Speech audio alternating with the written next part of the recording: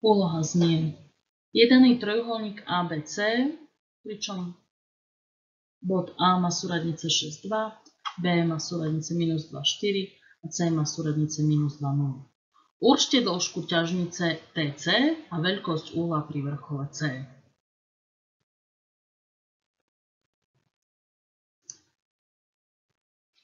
Takže zadanie si nakreslíme si ľubovoľne nejaký trojuholník ABC.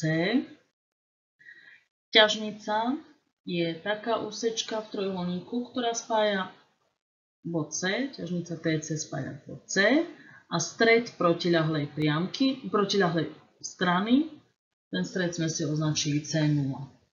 Čiže v prvej časti je našou úlohou vypočítať vzdialenosť bodu C od C0.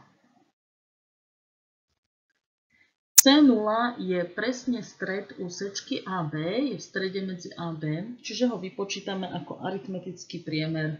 Súradnice vypočítame ako aritmetický priemer postupne. Čiže zoberieme si bod A, bod B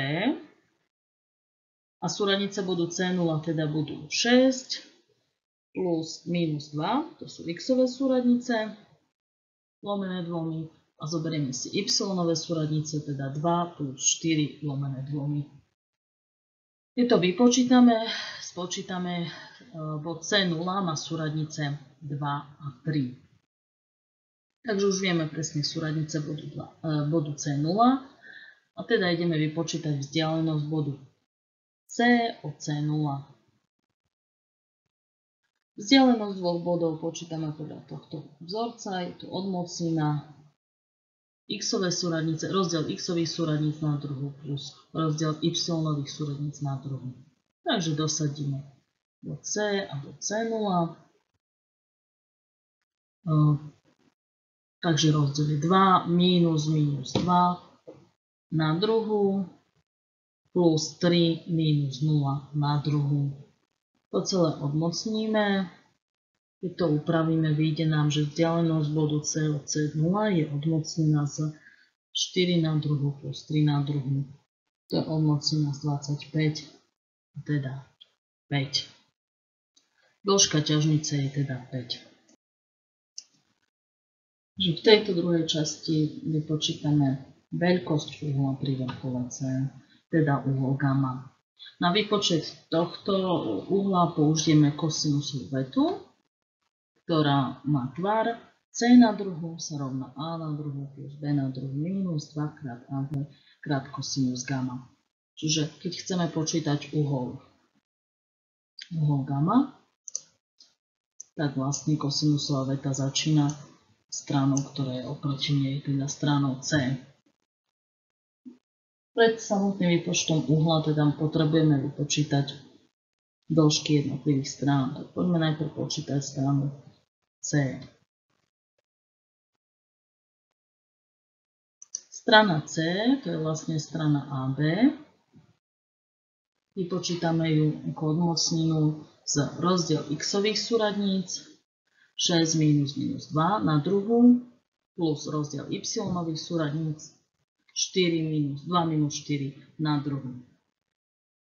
Počítame, vyjde nám, že strana C má dĺžku odmocnina zo 68.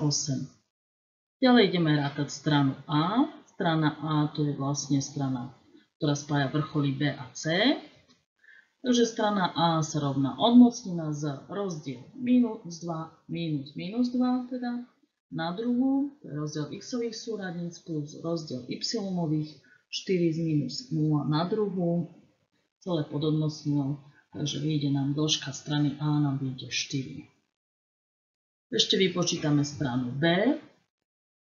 Strana B spája vrcholy A a C, teda sa vypočíta ako odmocnina rozdiel x-ových súradníc ich 6 minus 2, to celé na druhu, plus 2 minus 0, to celé na druhu.